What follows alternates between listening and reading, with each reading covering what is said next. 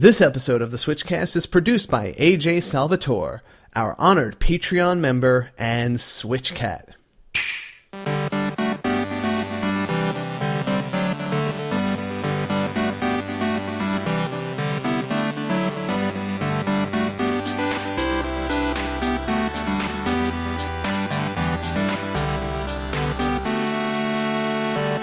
Hi everyone, I'm KC. And I'm JV. And this is the SwitchCast, the podcast for the Nintendo Switch maven. And we are experiencing Tournament-Palooza this week on the SwitchCast. Oh, yes. I love that our community has really stepped up. And people from the community members themselves are really pushing tournaments more and more. Yes, I'm just glad they've kind of taken it. I tried to get the ball rolling early on. And they have picked it up, and they have just run with it. And there have been plenty of pretty big prize tournaments and some great winners, and more coming.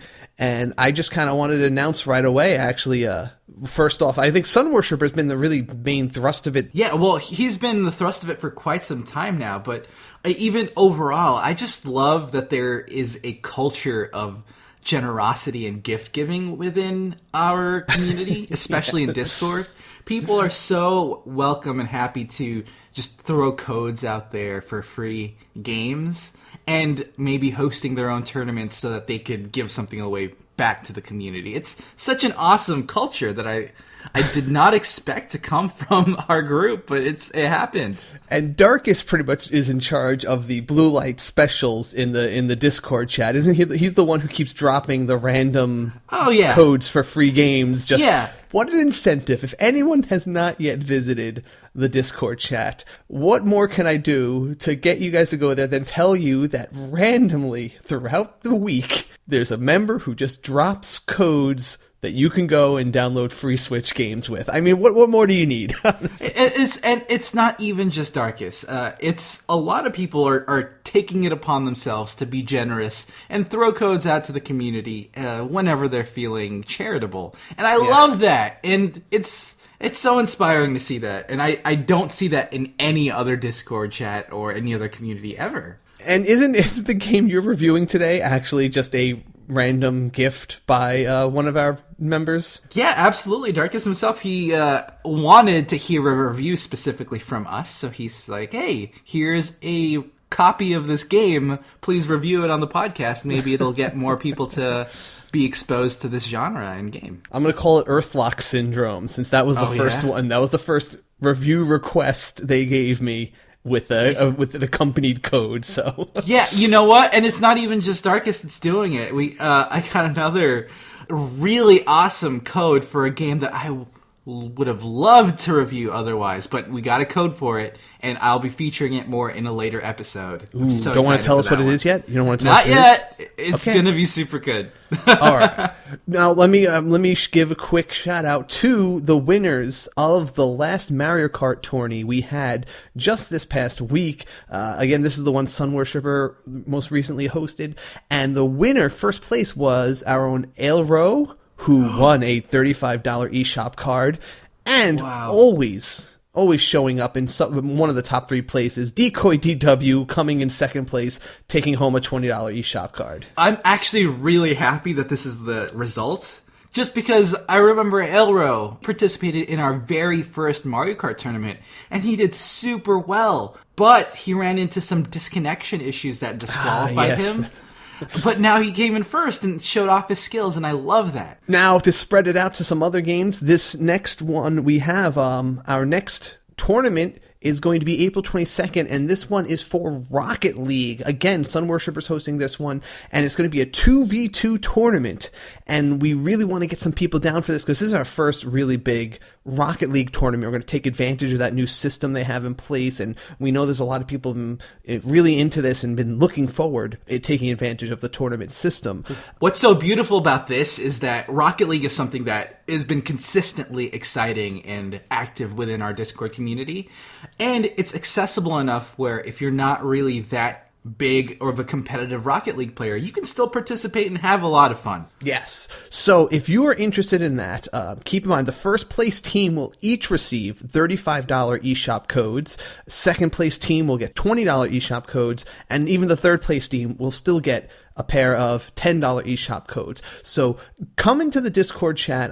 He's set up a room for it, and you can actually just message at Sun Worshipper directly on the Discord to let him know you're going to be participating, and all the details will be there as well. I might even post them on the Facebook group if anyone's interested. But maybe you don't have Rocket League and you'd like to participate. Well, we have just a solution for you. We will be giving away 2 free codes of Rocket League just for you all to participate in Sun Worshipper's tournament. Now, we are prioritizing Patreon members for these codes, so we will be reaching out randomly to our Patreon members. But we are primarily looking for people who will be participating in the Rocket League tournament. Yeah, so I'm going to roll a die tomorrow morning as I'm editing this podcast, and I will pick 2 random Patreon subscribers, and I will message you on Patreon, and I'll give you basically 24 hours to reply that you will participate in the tournament, and I will give you the code, and maybe I'll even let you know who takes the other code so you guys can partner up for it. After 24 hours, though, I will have to try to find a secondary person to give them away to, because we do want to make sure that these codes get used for the tournament just to add more members and a little more hype to it. So keep a lookout. If you're listening to this right now, check your Patreon messages or your email and see if you've won one of them already. Now, speaking of Patreon members and giveaways, we are actually going to be giving out our Patreon gifts that we have. We're very, very close to compiling all the shirts, all the USB sticks, all of the pins and prizes. That's the last thing, the USB sticks, right? That's the last thing we're trying to get a hold of here? It's a bunch of the swag that we're looking for is actually really tricky to get on the scale that we're trying to go about it. So, but we're almost there. We're almost there, and I'm really excited for everyone to receive, especially the SwitchCast shirts. Those look snazzy. I did love wearing it at PAX. It really made it just feel so legit, and I hope everybody else who wears it feels just as legit as we do. Right. Especially people who were at PAX, they were asking specifically about our shirts very often. So if you're wearing these shirts out in events in the future, you're representing the community, and it's definitely a great opportunity to just showcase how awesome the community as a whole is. I liked your concept, though, for us to have the inverse colored shirts, the white with the red, so we kind of resemble the Jesse and James's unique Team Rocket uniforms. Yeah, while everyone else has the classic Team Rocket colors. I think it'd be super cool. Yeah. All right, so we have quite a couple games to review today, some news, and a community pulse where I asked everybody about the hidden gems that they've uncovered in the eShop, and I'm curious. I haven't actually even looked through what people have answered to that yet, so I can't wait to see what little secret treasures have been unearthed there. So why don't we start off everything with good old game time? Let's do it.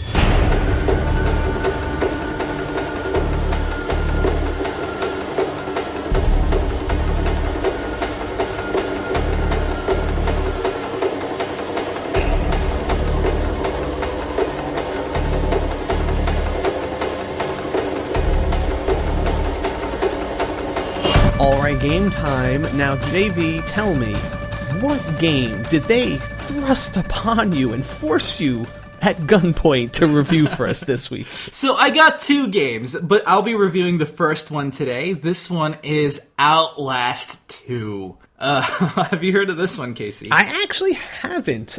Maybe this isn't the horror game, is it? It is. Okay, it really is. Outlast 2 is a first-person survival horror game, and I have to say, this game super reinvigorated my interest in horror games as a whole. So much so that, it's something that I'm actually looking into more as a genre. So if you remember, there was a period of time in the games industry where the horror genre was kind of losing its focus. Mm-hmm. With the most popular horror games being like Resident Evil and Silent Hill. They were slowly becoming more and more like horror action games.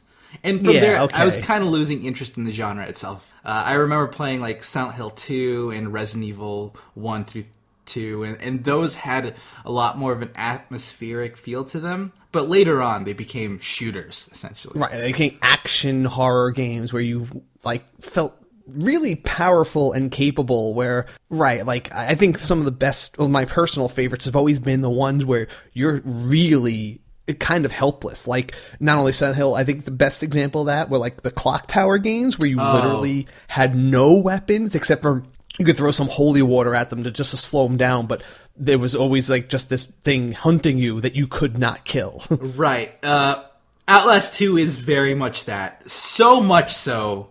Really? Yeah. Oh my God, Casey, this game. I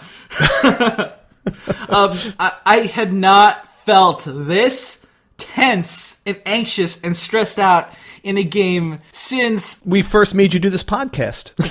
yeah, it really brought back that horror feel. So to summarize the overall premise, you're playing as a cameraman named Blake, and you're traveling to an isolated location with your reporter wife, Lynn, and you're there to investigate a murder. And of course, things go wrong, and then suddenly you get trapped and become stranded in a very creepy and dark village. And I don't want to spoil any specific plot points, but ultimately the primary motivator of the game is that you're trying to save Lynn from being ravaged by the warped religious cult in the area. Okay. Yeah. So with that in mind, you're a cameraman, you're Blake, you're not some big brute, you're someone very helpless. And throughout the game, you really don't have any way to fight back against anyone.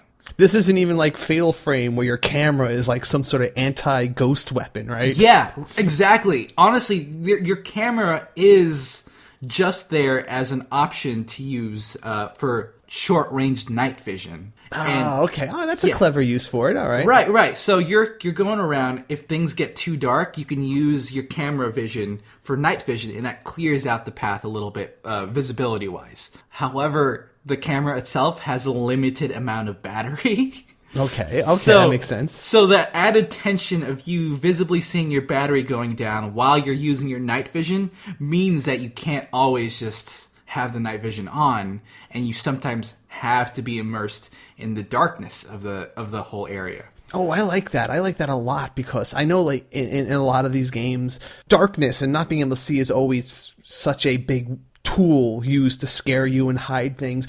Eventually, in the Silent Hill games, you would always find like a pocket flashlight that you'd keep on all the time. You almost would never turn it off. But I always kind of in the back of my head felt like they should give me a reason that I can't always use this, because just having that light really makes me feel so much safer. Safer? Yeah, it makes me feel safer just being able to see what's in front of me. But forcing you to go into the darkness and like have a reason to incentivize you not to use that light type system.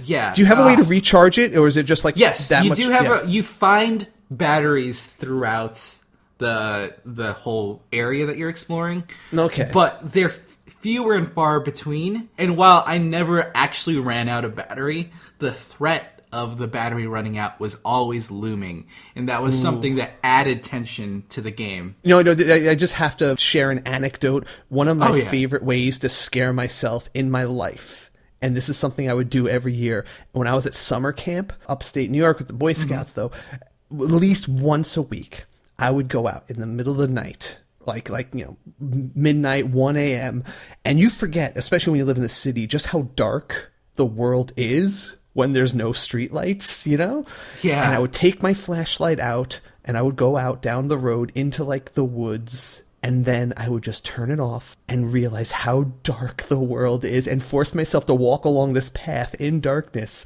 And it would just freak me out so much, but I would do it purposely because it's just this, I don't know, it's just this really crazy thrill. Surreal, yeah. And at the same time, I don't want to turn my flashlight on because I always feel like turning it on, that's how the serial killer sees you. So if you turn it on, you feel safer, but you're more of a target. And if you turn it off, you feel scared. That's actually a perfect anecdote because that feeling is the feeling you get throughout this entire game. And that tension, that darkness, or that you're constantly exposed to, it's something that's really palpable. And that's actually some things that I like about this game in particular. It's not all about the jump scares or the things that just pop out and startle you. I never really found that to be scary. And I actually kind of find that type of mechanic in horror games to be annoying. Yeah. What's hunting you exactly? So what is actually what is your pursuer? All right, so whenever you're dropped into this area, you're essentially exploring a decrepit, dark village owned by these cultists. And the things that are attacking you and looking for you are these cultists. Are these religious zealots? It's a story situation, so I'm trying to tread lightly on the specific details. But these cultists are looking for you specifically, and they have a reason for it. And there's nothing supernatural about them. They're not like zombies or they don't mutate in weird ways. They're not mutations, but they might be a little screw loose. They're definitely insane, but they're the insanity that's driven by a purpose, and that's actually creepy in its own way. Yeah, no, that's good. I like that. The primary mechanics of the game is, you're moving around in first person. You're picking up objects, notes to read, but you don't actually pick up any weapons to defend yourself because there's not really that much there. This game is primarily a stealth game. You're going from one side of the map to wherever your next objective is based on the story. And you want to find little nooks and crannies to hide under, slowly crawl around enemies to get to your next objective. That's the crux of the gameplay. And the stealth aspect of this is pretty competent. You can crouch, you can hide under tall grass. You can actually it's really good for you to sometimes keep track of locations where you can hide in case those horrific people find you and then they chase you, and you will know this is a location I can run off to later on.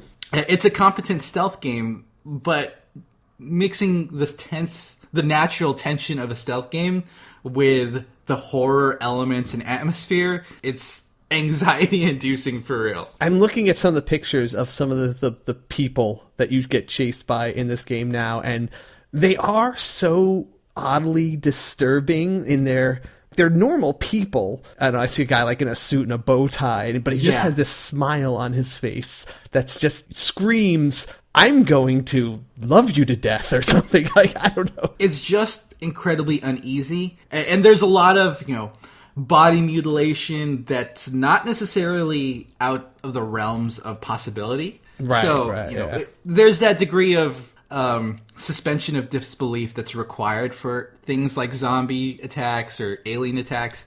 But considering how potentially real the mutilation is depicted on this game, it adds to the horror. Yeah, the way these people are messed up, it's possible, it's plausible. It's not, it's like I can see this, like, people with these kind of like deformations and still be alive. It's not like they have like a third arm growing out of their head or something. No, there's not. It's this game. So does the story evolve pretty well as you're sneaking through things? It actually does.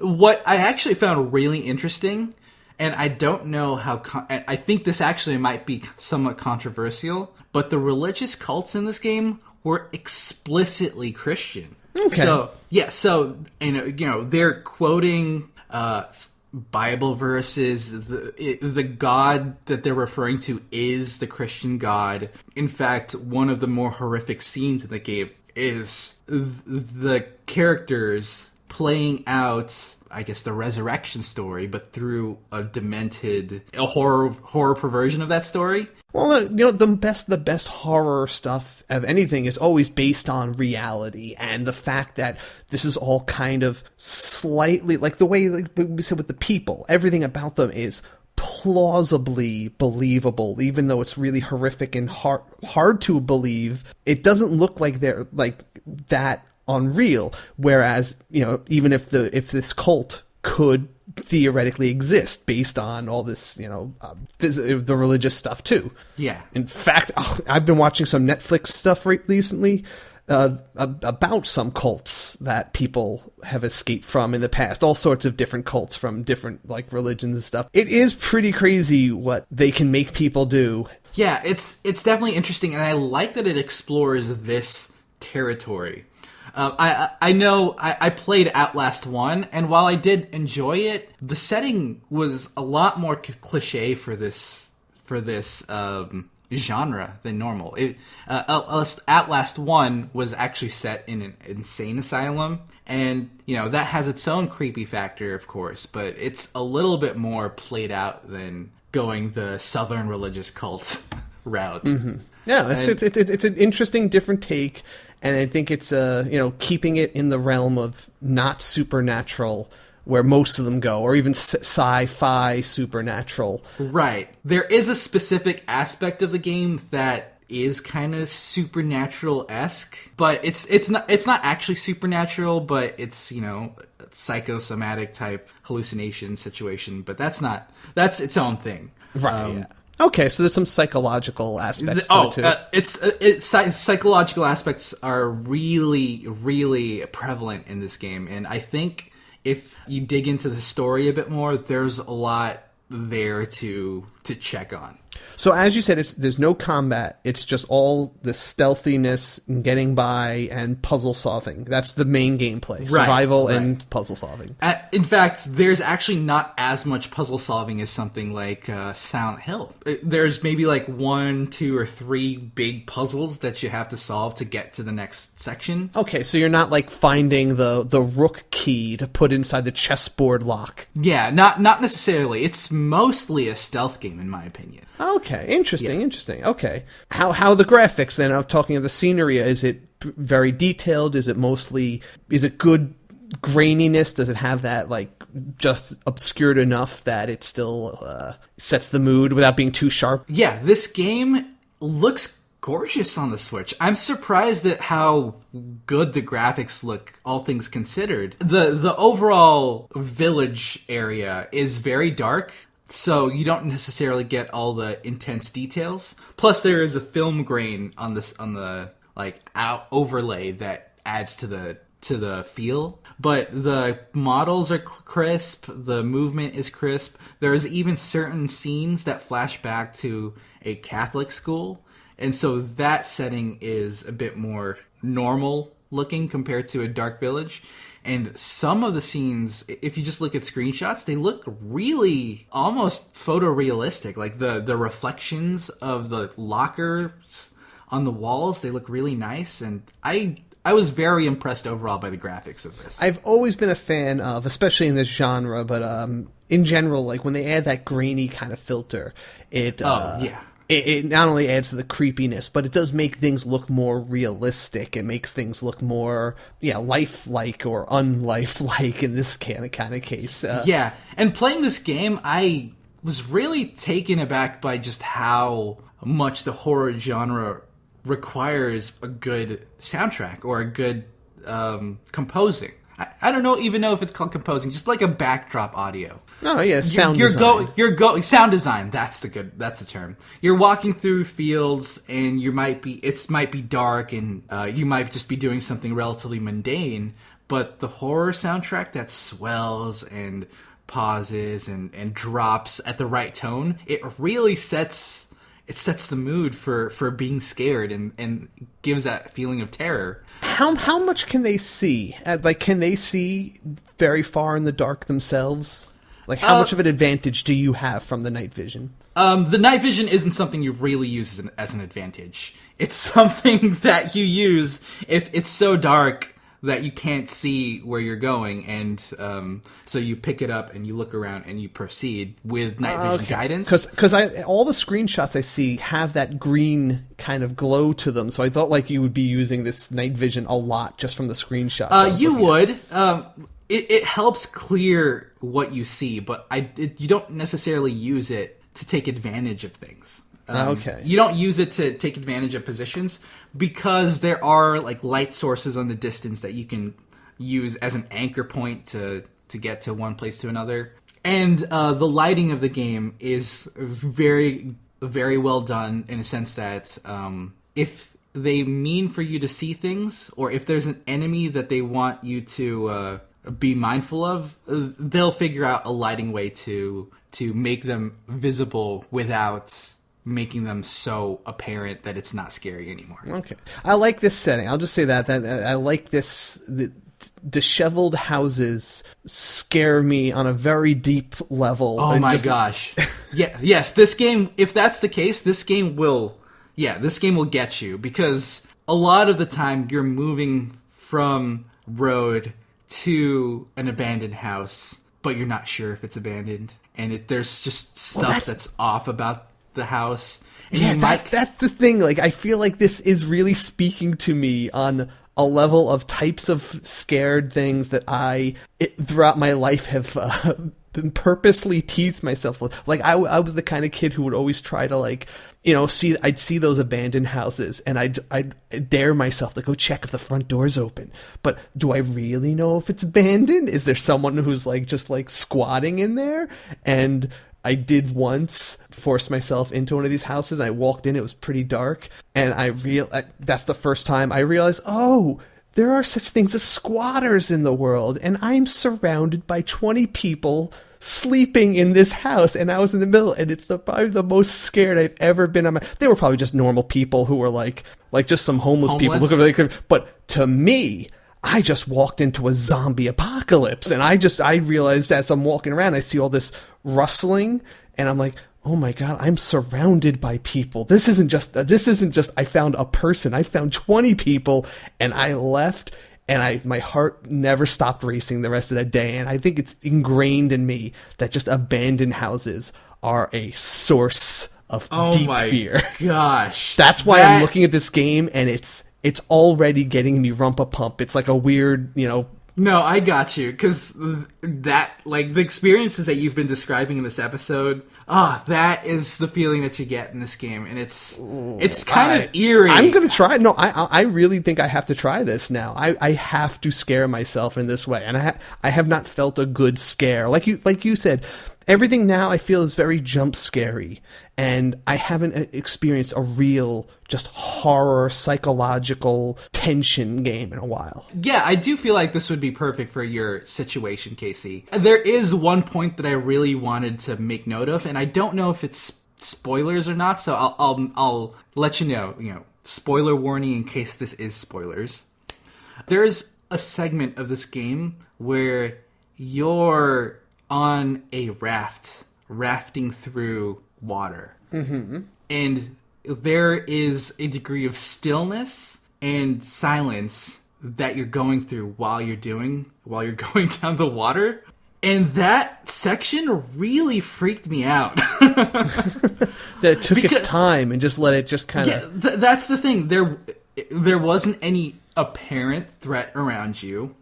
This wasn't necessarily the type of game where like a zombie's gonna pop out of the water to get you, but the uneasiness and the uncertainty of what you're rowing towards, and just being on the water like that, it means like people can see you, right? Like, just knowing there could be someone watching you go down the water, but you can't really do anything about it. You're kind of exposed.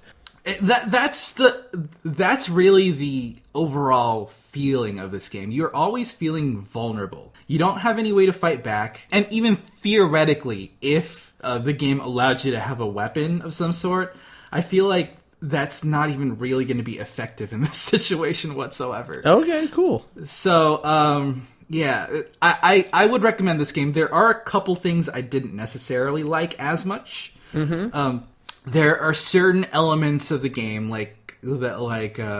some physics that felt slightly inconsistent. So, let's say you're able to climb on top of things, and you're able to, jump over things as needed. But if there are certain areas that the game doesn't intend you to access whatsoever, the fence might seem like it's something that you can climb over, but you can't. Okay. And that was something that was kind of like, oh, I can't do this. Okay. And that was a little off-putting. Well, not even really off-putting. That's kind of a harsh way to say it. It was something that was a bit startling, and it's not something I really was expecting. And especially considering how tense and frantic it gets when your character gets caught, you don't really have the time to consider, oh, that's something I can jump on. That's something I can't jump on. There's gonna be a slight trial and error when you're running away. But I didn't run into that problem too often. But it was something that I did notice. And sometimes the game did get too dark, which caused me to kind of get a bit lost. I think that's part of the game, part of the intention, and I did have the camera for night vision. But, there were situations where I just got lost. And the whole time I got lost, I was like, oh, poop. Like, where am I supposed to go? I'm super vulnerable right now, and I don't know where I'm going. Okay, I'll just go this way. And it added to the tension, but there was a degree of frustration added to that tension. But it's something that's not that prevalent in the game. So, I mean, based on what we have been saying, it's pretty obvious. If you're a fan of the survival horror genre, you should get this game. I highly recommend it. It has a lot more story than I expected. And if you were never a fan of the more action-y horror genres of the more modern times, Outlast 2 is a good pickup, especially for the price. And no need to have played the first one, I assume? No, there's no need. There's almost literally zero connection as far as you know. Okay. So I've been playing something a lot more upbeat and a lot more happy, and it's probably I imagine most things are a lot more upbeat and happy than this. Yeah, game. but this is definitely on the opposite end. This is a very happy-go-lucky kind of game, even though I guess it has a little bit of a malicious edge to it. But I picked up Penny Punching Princess, and this is the newest Nice game, and it's cool. Got a few of those, kind of got a vibe related to the whole, I call it the Prinnyverse, but it's like that Disgaea type world with, monsters and all the sorts of that whole like art style and that whole saying world Disgaea of just people. Art style very explicitly describes what you're talking about, I think. Yeah, but this is a little different. So Penny Punching Princess is a brawler game, really. It's like a top-down beat 'em up game, and you play this princess character, and the whole point of the story is that it's a world where just the capitalism is the end-all, be-all of everything. It doesn't matter. They kind of do the slogan that it doesn't matter if you're a level 1 scrub as long as you got the money to back up your might, basically.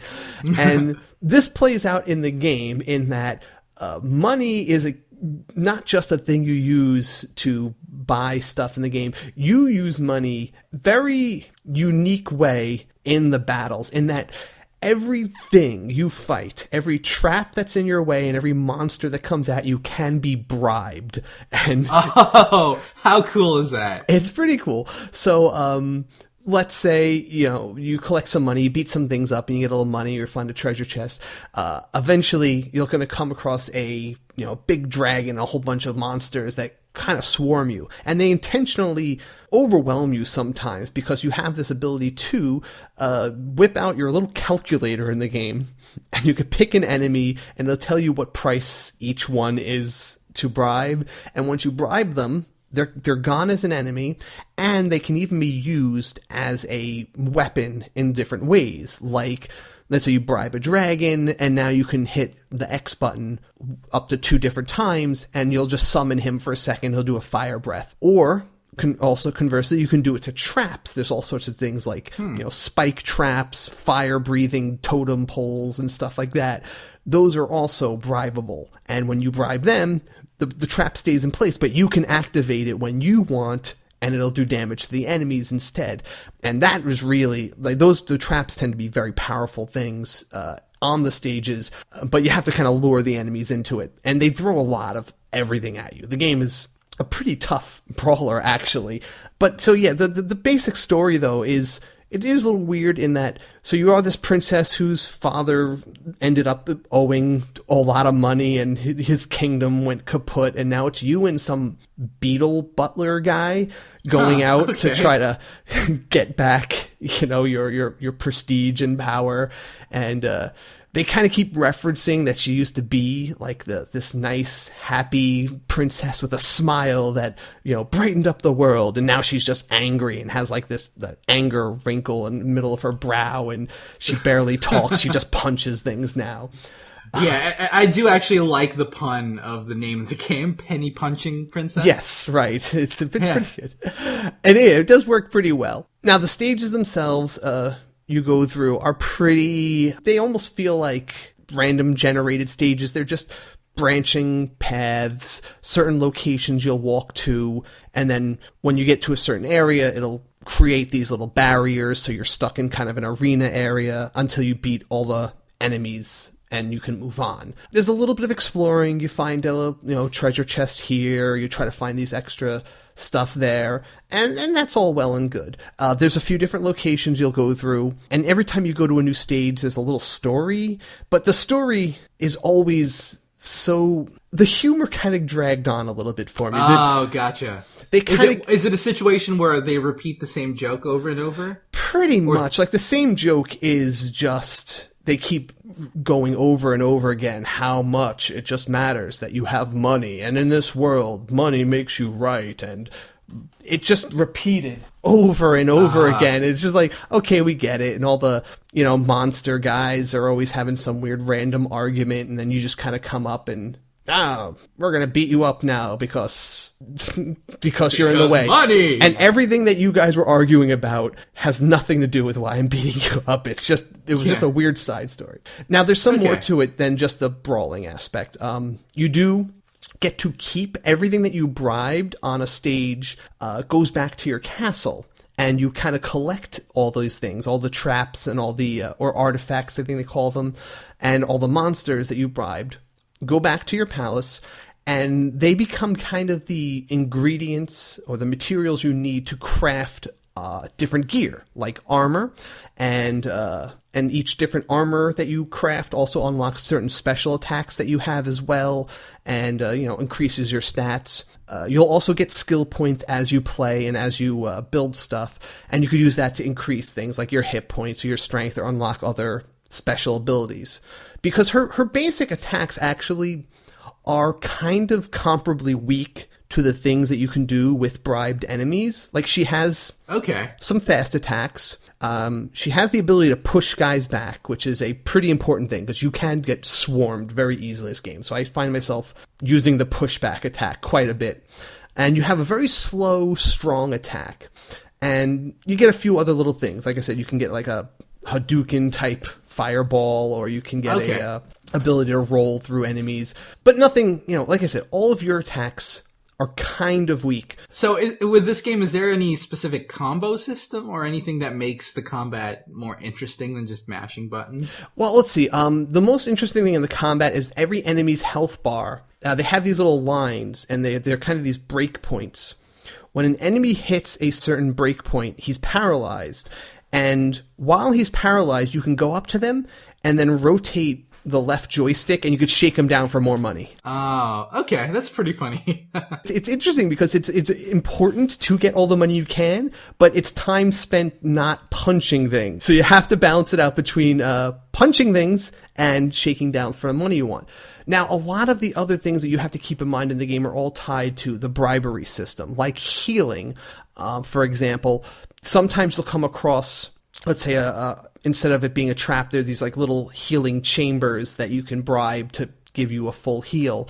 Or during a battle, there's like this heart guy that shows up, and you could just punch him out if you don't need him, but you could bribe him, and if he becomes your team, he's just a couple of heals you can use during the battle. So there's a lot of other little aspects to the bribery system as well. Even doors, like some areas are locked off, and the only way you can bribe the doors. You have to bribe the door in order to get through to whatever hidden things it has on the other side there. I guess doors have its own desire for currency. Everything in this game is bribable. That's the gag, and that's what they go with. And okay, gotcha. And it does work. I have to say though, I did find this game very addictive at first. Huh. Okay. I wasn't crazy about it. And it's hard because, like, the game really relies on you to take advantage of this bribery system. My first instinct going through it was to hoard up money and just try to rely on my fighting skills to get through it. But the difficulty set, they expect you to eliminate at least one important trap and use it to your advantage. And doing that totally turns the tides in your favor. Knowing what thing to bribe, what thing to put on your side, flips the power dynamic dramatically. That's rewarding. And again, everything you bribe goes back, and that's how you craft better gear. So yeah, there's no reason just to hoard up money. You want to spend it, you want to collect as many monsters as you can, and build up your gear like that. So once I started getting used to doing that, I found myself getting through stages a lot easier. I still die a decent amount, especially on the bosses. Right. Bosses are tough. Oy. and they just do so much damage to you, but you have to just keep bribing these to heal. The biggest problem with the combat, though, is the actual mechanic that you use to activate bribery. So when you want to bribe something, you hold down the L2 button and it brings up the calculator. And for some reason, the game actually lets you, if you want to use the touchscreen, type in the price you want to pay for something, and then it'll... Okay. But that's no one's going to use that, honestly, because time doesn't stop. When you bring up that calculator, the battle's still going. Guys are still coming to hit you, and you're not fighting back because you're looking at your calculator. You can hit the R2 button, and it'll lock on to an enemy, and then you can kind of scroll through the enemies with some buttons to find the one you want to bribe. But it's not super smooth. Like, I just kind of instinctively want to hit L2, R2 right away, and then hit A and just bribe whoever's closest to me. But there's a delay. Like, you hit L1 or L2, and you have to kind of wait a second before you're allowed to hit R2 to lock onto something. And then it's like I can't even always see clearly because the calculator's blocking half the screen now, and I can't see who I'm bribing, and it just kind of slows things down and very clunkily done. I feel like they could have really made this a lot smoother. I was going to say, it sounds like it's something that would really slow down the pace of the situation. And it's just frustrating because you have to do this while they're still coming at you. And like I said, the combat is tough and the combat is fast. And, I take a lot of damage when I try to use this very integral system. I ended up having to go into every place I suspected there was going to be a battle. I would go in with my calculator locked onto some trap, and then if the battle started, I would just instantly bribe it right away and, go from there. But mid-battle, it is a pain to use that thing. And it's a shame because it's such a cool, unique system. Right. It's just, if they just made it a little easier to use and didn't try to include that big calculator on the screen and just made it, like, even if they just made it L2 and then touch the enemy I want to bribe rather than make me scroll through them. Yeah, that would have been probably the simplest solution and been a lot faster. But instead, it gets in the way. So it's held back. They did too much with it. Yeah, they did. They tried to be a little too cute, Yeah. But again, like I said, it's a game that grew on me the more I played it. I found it very hard to put down. I do think I would have liked it if the stages felt a little less generically laid out. Like, they are all planned, but, it's not like I feel like I'm exploring a castle or anything. Well, the fact that you kind of, got the impression of a randomly generated stage doesn't really speak well of that aspect of the game, I think. Right, exactly. Like, the levels design isn't really the thing.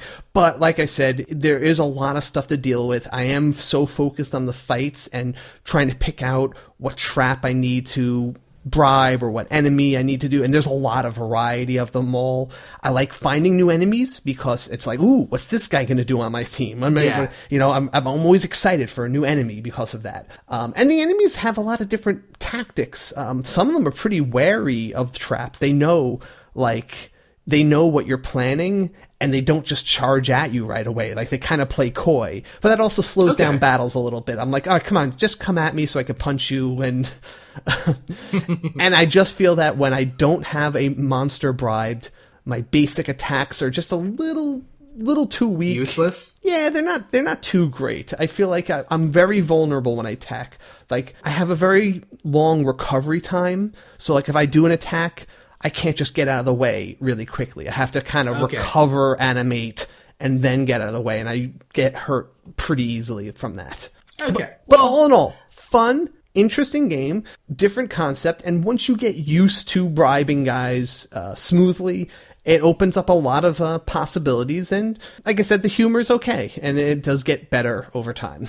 Now, this game is a pretty hefty $40. Do you think it's worth that price? I think it's just about a $40 game. Yeah, I think that's a good spot for it. Okay. It's, like I said, it's got all this, voice acting. It's got a lot of action, and there's a lot to do and explore. And if you're just looking for a challenging brawler, I think there's nothing quite like it. It's definitely worth a try, especially if you like that whole Disgaea-verse style of humor. Yeah, that's actually, I kind of want that to be a thing. You know how Metroidvania is kind of a shorthand for a thing? Yeah. Disgaea-verse, I think that could be shorthand for an art style. That sounds good to me too. All right, so why don't we go into the news and take it from there, shall we? Yeah, let's do it.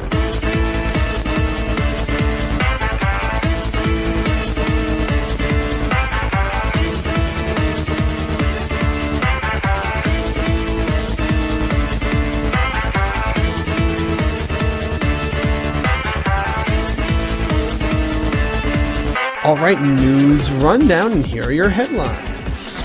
So yeah, I think the big thing this week, we were very excited to hear, and we all knew, they had confirmed in the past that Pokemon was coming to the Switch. They gave us the vague date of sometime 2018 or later, but we did get the detail that this is confirmed to be the next generation of the series. It's going to be a mainline Gen 8 Pokemon for Switch. Hallelujah! I mean, that's pretty much what I assumed. Yeah, I assumed it too, but there was always that, slight scare in the back of my head, like slight fear that they're just going to rehash Pokemon Sun and Moon and put it into the Switch. Yeah. And I really would not want that. Right, because they did just remake, they already released the Ultra Sun, Ultra Moon, so like that generation has its extra games. Yeah, it's already done. I would not have wanted them to port over Sun and Moon to the Switch. And I'm super glad that they confirmed it, so all worries gone on that aspect. Right. They did also kind of hint at some other little things about it, so they did say that they're rethinking the series entirely, and that many mechanics might be totally new for this game. I absolutely love that they're saying this, because I feel like Pokemon does require a little bit of a mix-up. Just a little bit, I know Pokemon Sun and Moon mixed up the structure of the game quite a bit. Mm-hmm. And I think that really was to the game's benefit. It really felt like a much more fresh Pokemon experience. But now that they're on a stronger piece of hardware like the Nintendo Switch, they have a lot more options gameplay-wise now. And I really feel like this may open them up to an open-world Pokemon game. I think something like that could be a really good restructuring. Like, if the gameplay, as long as the battles are still turn-based, you pick from a finite supply of moves, and we have all the types and what their side effects are. That's the main thing. I don't even care if they revamp all the moves. That would be great too. Like, if they just we're redoing what every move. There's no more, like bullet punch. We've gotten rid of tackle attack. Like, we've just rewritten them all. I could see them even going to like that level of like totally new set of moves. I feel like they're not going to get away from turn-based strategy. That's kind of the core gameplay of Pokemon as a whole. But everything else surrounding it, like the open worldness, the movement mechanics, they have lots of room to expand on that front. I think what you said probably is the thing I'd most be interested in. I think is pretty likely. The open worldness, the going in different directions, not being stuck in a railroaded RPG style of gameplay like all of them are. I think that would be enough to make it a unique Switch game. I would love to be able to explore the Pokemon world freely and be able to challenge gyms in any order that I want. I think that, like, pulling that aspect from Breath of the Wild and putting it into a Pokemon game would be beautiful and feasible on the Nintendo Switch. Yeah, I think I could do a few things. We could probably talk all about this. In fact, I'm going to start a thing on the Facebook group. I'd love to hear, and maybe we'll use this for next week's community pulse, but I'd love to hear what people think they could do differently and what new things they could do with the Switch Pokemon. Well, yes, Pokemon, for sure.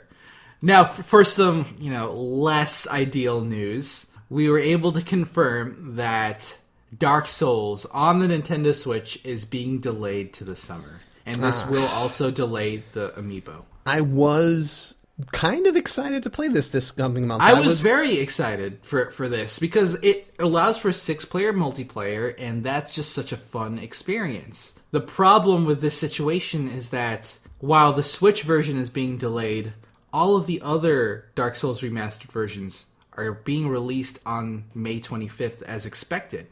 This is kind of going to undercut the sales of the Switch version and may discourage other third parties to bring their games onto the Switch in the future. I could see this being it definitely could be a knock on the sales for it. I mean, a lot of people just want to play it, and they probably would have bought it for Switch as the new option if it came out at the same time, but I could see a lot of people just being like, no, I can't wait. They just cannot wait for it to play it, so they were just going to end up buying it as soon as they can on another system. So a little disappointing, but for I think a lot of us, it's we're still going to get it when it comes out. It's just now we have to figure out what we're playing in the meantime. Oh, right. So this week we got the latest Octopath Traveler video and update us with a couple more characters from the game, including Hannett, the hunter or the huntress.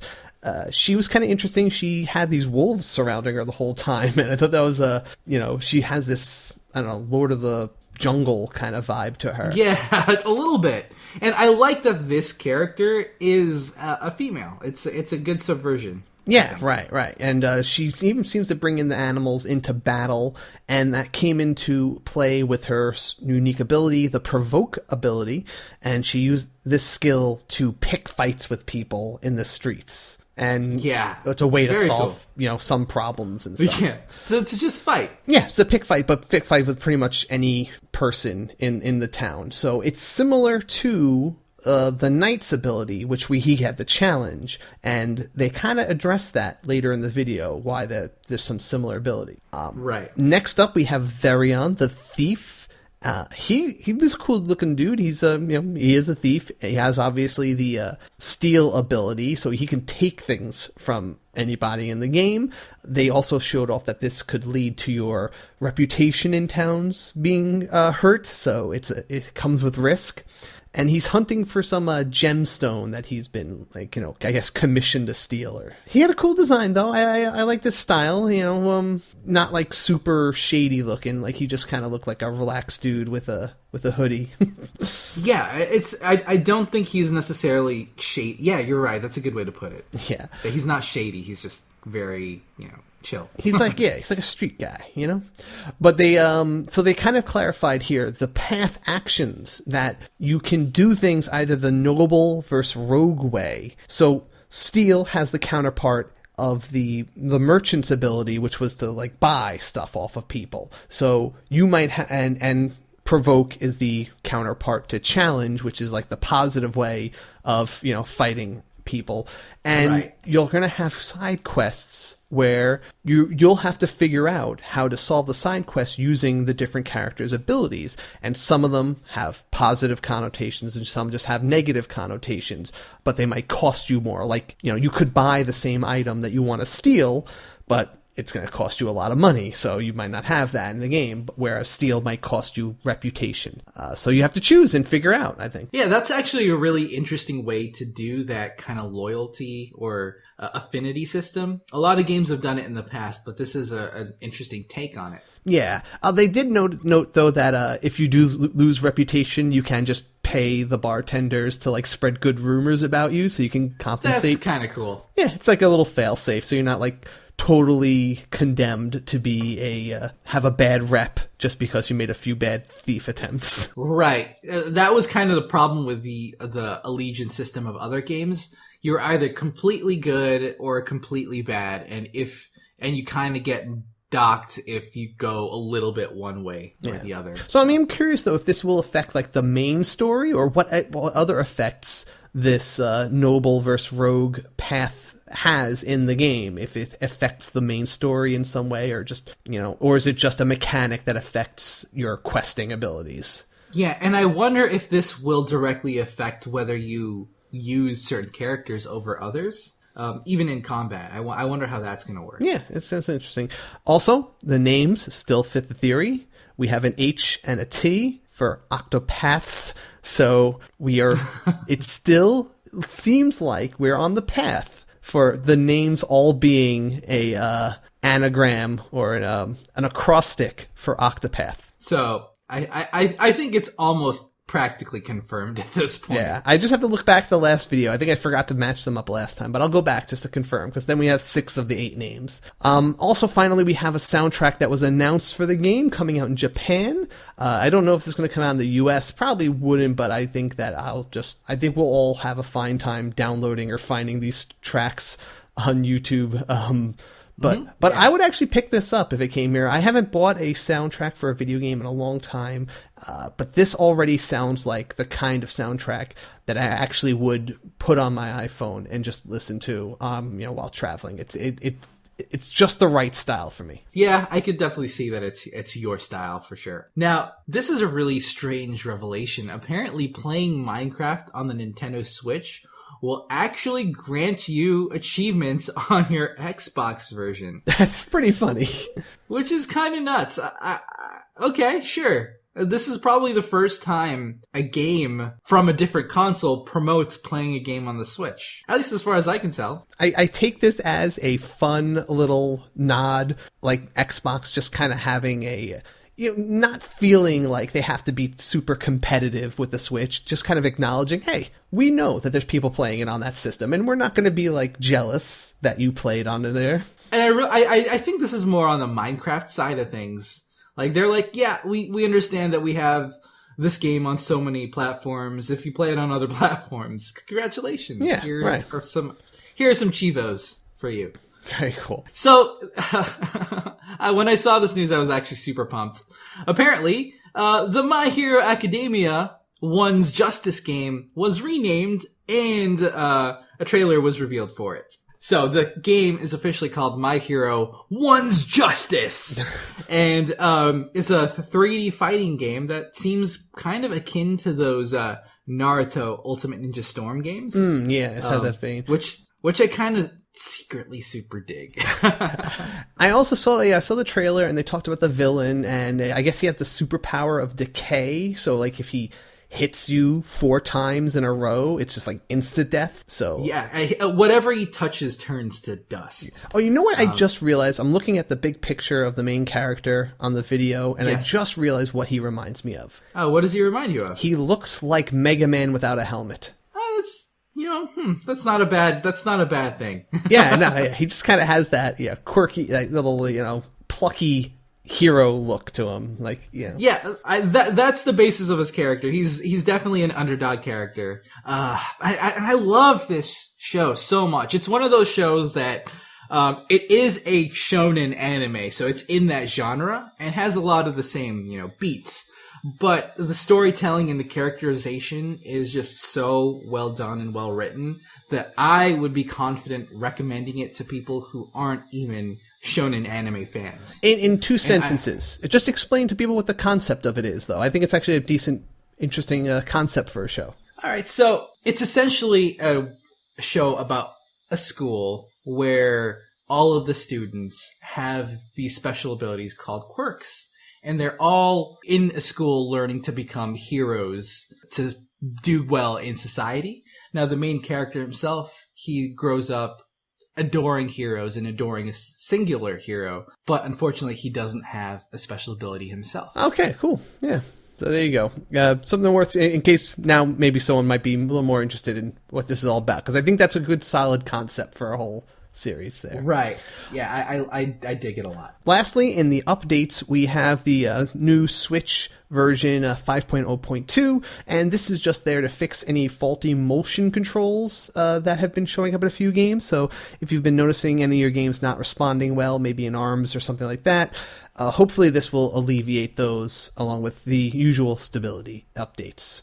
So, JV, can you please tell us what are the new releases this week? All right, so the new releases are, so today, April 19th, you're getting Manticore Galaxy on Fire, Neo Atlas 1469, Neo Geo Real Bats Fatal Fury Special, and BAFL Breaks Are for Losers. So on April 20th, we're getting Labo, the Variety Kit, and the Robot Kit. We're also getting The Way Remastered. So the Nintendo Labo's coming out this weekend. You might check that out. I think I'm going to have to pick up one of those kits just to talk about on the show. I think I will. I would pick up the Robot Kit. Okay, I'm going to pick up the Variety Kit. And there you go. I think we kind of have to. This is such a big and unique thing that I think we'd be remiss not to at least see what it is, even though I have nowhere to put these cardboard toys. I agree, but I think it would serve our listeners for us to review this, so that it could be something they might want to pick up. I'm really curious how hard or easy it is for you to get that whole robot kit working. Oh, I'm determined, Casey. Okay. Anyways, on April 21st, we have Johnny Turbo's arcade Gate of Doom, and on April 24th, we're getting Runbow, Musings, Darkest Dungeon? Well, it's Darkest, but everyone says Darkest Dungeon. Darkest Dungeon, Ancestral Edition, Hello Kitty Cruisers. So there's another Hello Kitty game out there. Super hype. South Park, The Fractured But Whole. All of the DLC packs for the South Park, The Fractured But Whole. And Adventure Time, Pirates of the Incurred-Lawn. I don't even know what that was. Hard names today. But I don't think Adventure Time games have had a history of being that great. At least on the 3DS ones that I've played, they have not. But yes, I'll keep an eye on this one just to see. So on April 25th, we're getting Death Road to Canada and Where Are My Friends? Down the pipe games that we don't have a solid release date but are coming and confirmed for the future. We have a physical edition of Flint Hook and Mercenary Kings coming down. Very cool. Lightfall next Thursday. That's the platformer where the boxes show up wherever you jumped off of. Sega Ages. This was the big announcement this week that a lot of people are excited about because this is a collection. Well, not a collection, but they are going to be releasing, similar to how Neo Geo keeps releasing their old classics. Sega is going to be releasing their classics on the eShop.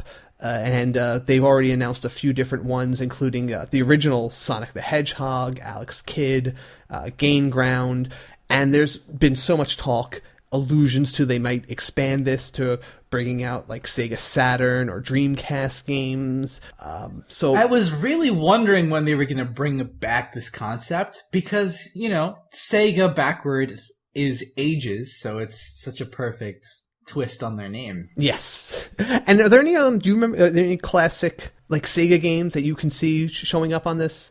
Honestly, I wouldn't really be able to tell outside of the ones they already announced. Phantasy Star, that definitely is one they announced. That the original Phantasy Star, totally different take on the old school RPGs. I found it really interesting, very hard. I actually did not get very far in the game. It was just very different than I was used to, but very cool. And I expect to see, this was almost my system switch, but I chose something else. I expect to see Shining Force on here, which was basically Sega's Fire Emblem series. And it played out battles similarly to that, but you know what I'd really love? What? On Sega Ages? Virtual On. Virtual On, yeah, there you go. Do you remember Virtual On, the twin stick robot 3D fighting game? I love that. It's still one of my favorite arcade games of all time. Very cool.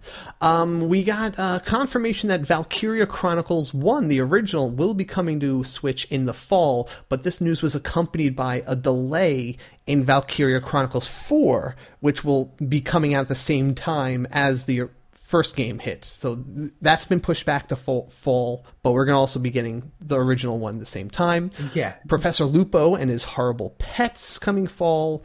99 Vitas somewhere between fall summer. Cyveriar Delta, another crazy bullet hell shooter. Towerfall was announced to be coming out. NBA Playgrounds 2 coming out this year. And Horizon Chase Turbo. Alright, so let's move into the Community Pulse and wrap this show up.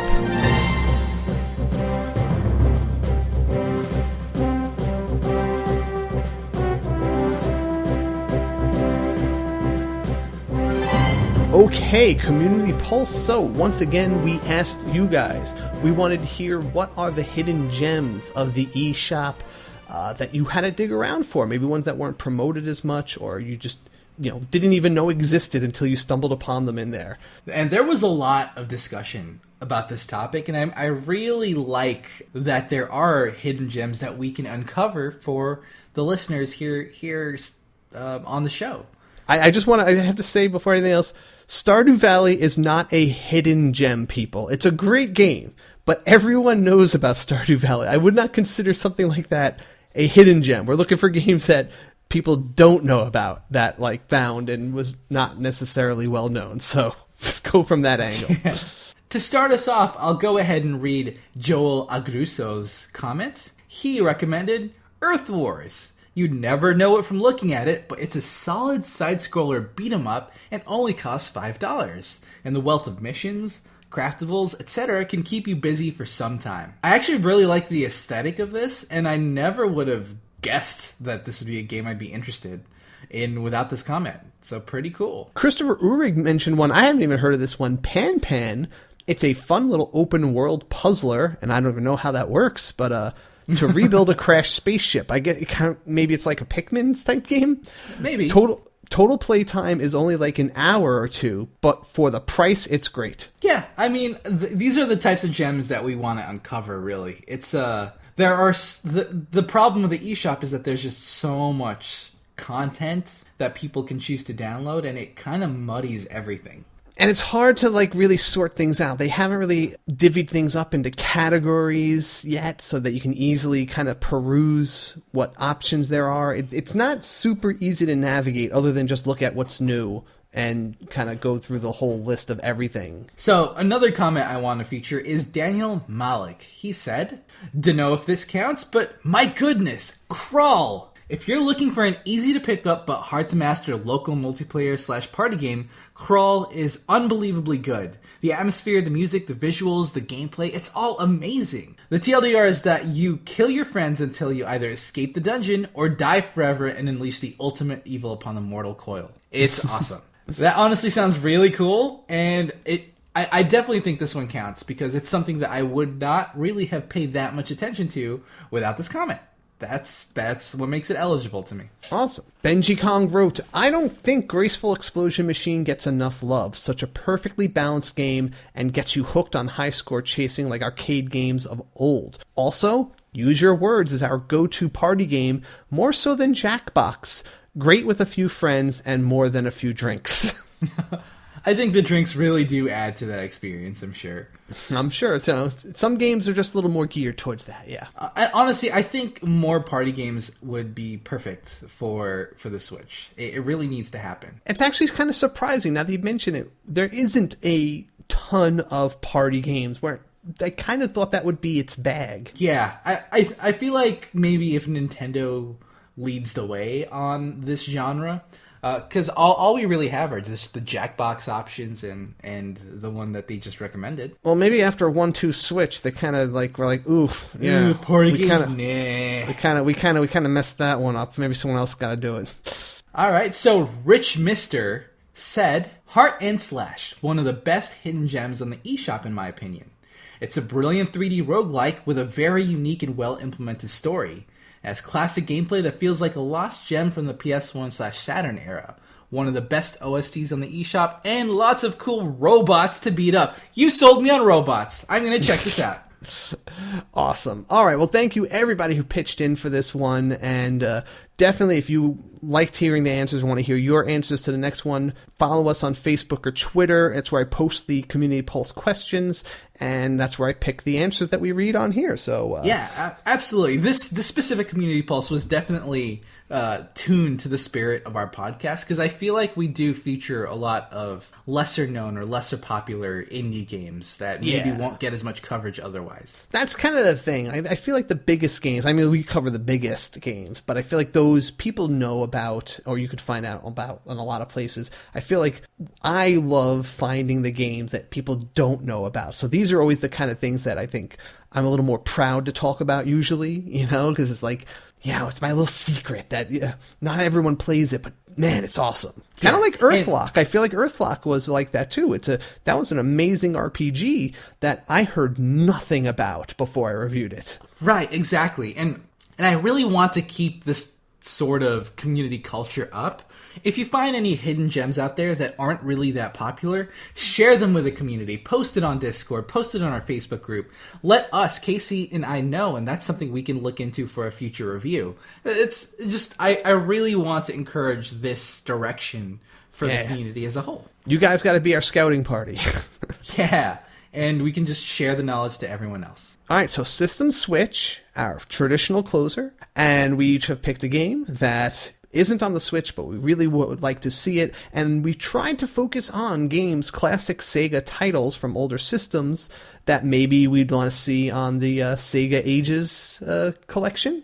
Yes, and I kind of touched on mine already within the segment of Sega Ages, but the game that I want is Virtual On. It's kind of a given, considering, if you know me, this is the genre that I love. It's a third-person arena fighting game where you control robots that fight each other. And it was probably the first robot fighting game that I really latched onto and I really played as a kid. Awesome. Cool. For me, now this is one of my favorite games of all time, and this is actually one of those like hidden gems, because I feel like no one knows about this game, possibly because it was for Dreamcast. Yeah, that could be it. Dreamcast, I feel like, was one of the best systems ever. It just, it just died business-wise. And, it had the best systems. It just had my favorite games of all time showed up on it. It did have a really solid games lineup, and the only thing that really held it back was the business decisions and the console itself. Right.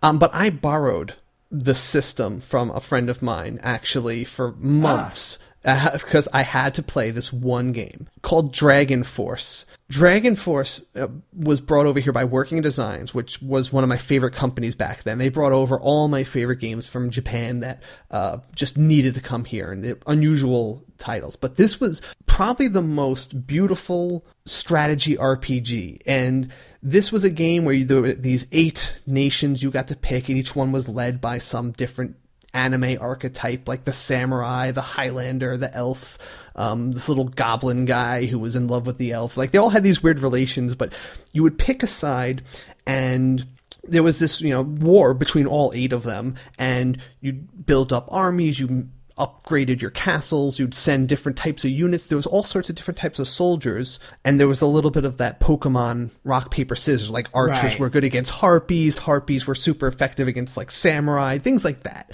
And you had to use that, and you would capture places, fortify them, but there was a lot of story beats to it, and the game integrated them well. Like, once you started attacking this nation, you might get a cutscene where, like, oh, he sent you a letter, and they propose a truce because the true evil is lying in this castle, in this, cave. Will you go and help me take out this demon? And a whole story, and it was a different story depending on who you picked as your starting character. Right.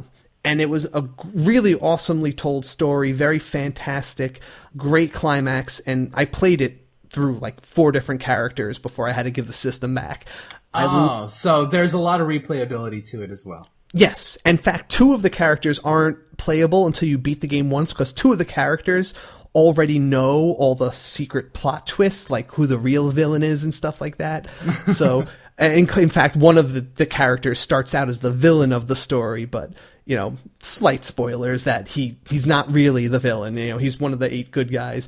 But, so that's why, it was really worth playing it and to learn all the different story perspectives and the secrets that are going on behind the scenes. I love this game. I would play it.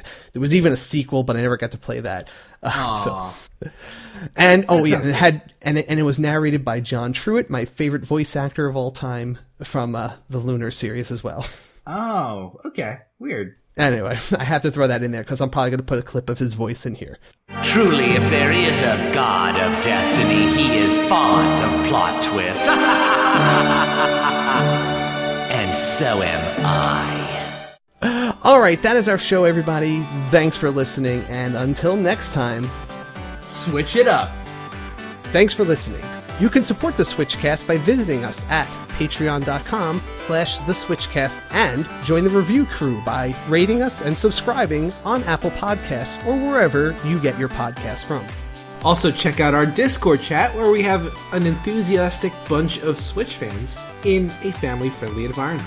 Also join our Facebook group for daily discussion and quite a bit of activity towards the Switch itself. You can also contact us directly via email at kc@theswitchcast.com and jv@theswitchcast.com.